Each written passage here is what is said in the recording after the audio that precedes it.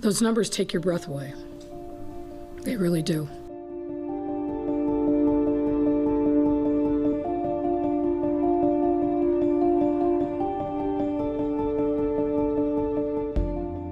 We are seeing a disparity because right now, slightly more than 70% of all of our deaths are among African Americans, who make up about 32% or so of the overall population of our state.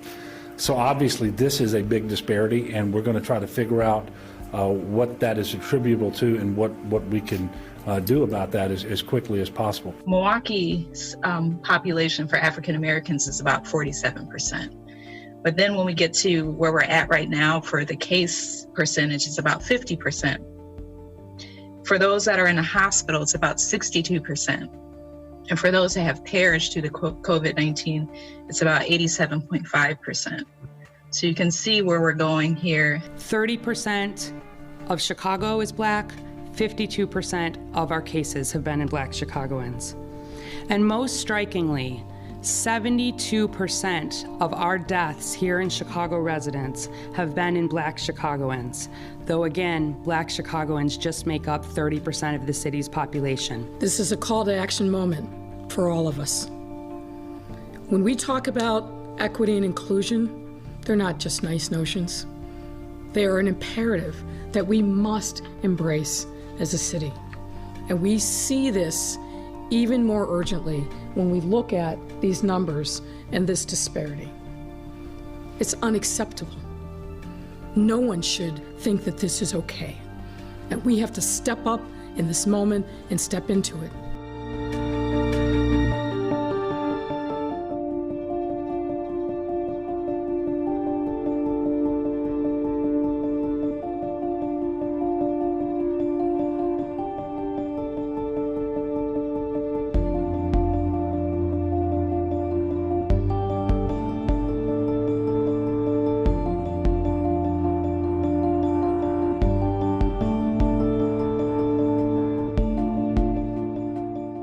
This disease is affecting people disproportionately in lower income communities, in communities that have had more health problems historically, and in communities of color.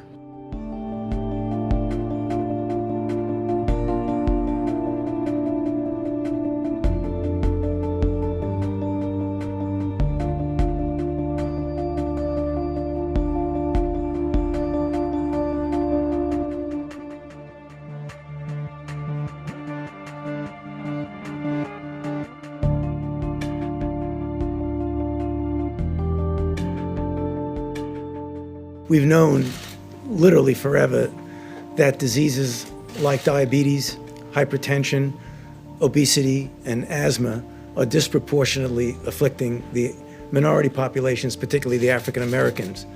Unfortunately, when you look at the predisposing conditions that lead to a bad outcome with coronavirus, the things that get people into ICUs that require intubation and often lead to death, they are just those very comorbidities that are unfortunately disproportionately prevalent in the African American population. And I thought he should collect a lot more data and make it mandatory collection of data nationally on those African Americans who are contracting the disease and dying at a much higher rate than other folks.